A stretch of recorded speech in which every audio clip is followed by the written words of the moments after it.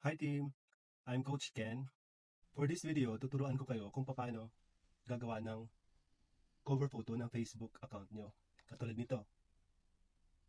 Itong nasa taas na to, yan ang gagawin natin.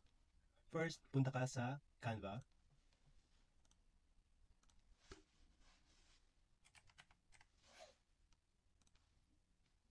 Then,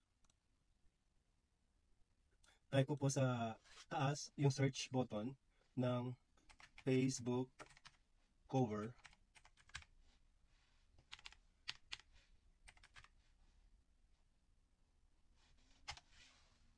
Yan, lalabas na sila lahat dyan.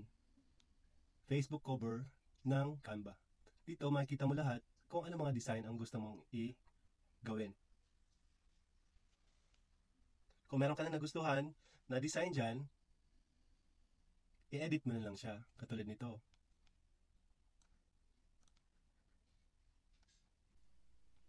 Pag nandito ka na sa cover photo na to, kung napili mong ito, cover photo mo, para sa Facebook mo, ito siya, pwede mo siyang i-delete. Then, pwede mo siyang lagyan ng picture mo. Punta ka sa iyong desktop na may mga nakalagay na picture. For example, ito.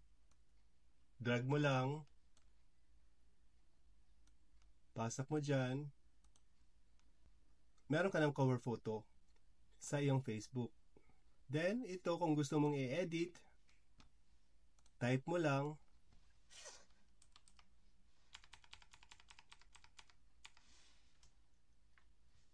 For example, this cover your dream. Ito siya, pwede mo pa siyang mapalaki. At itong nasa ilalim niyan, business na to, pwede mo i-drag down. For example, nagkamali ka, madali lang yan. I-edit. Yan, meron ka ng discover your dream business.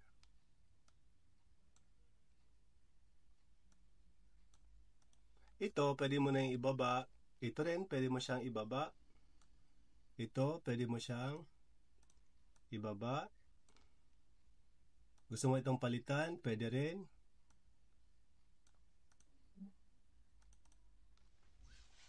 At house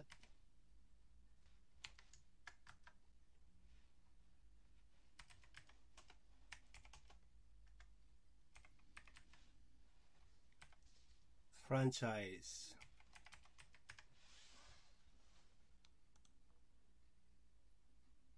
Yan, may sarili ka ng cover photo sa Facebook. Thanks po.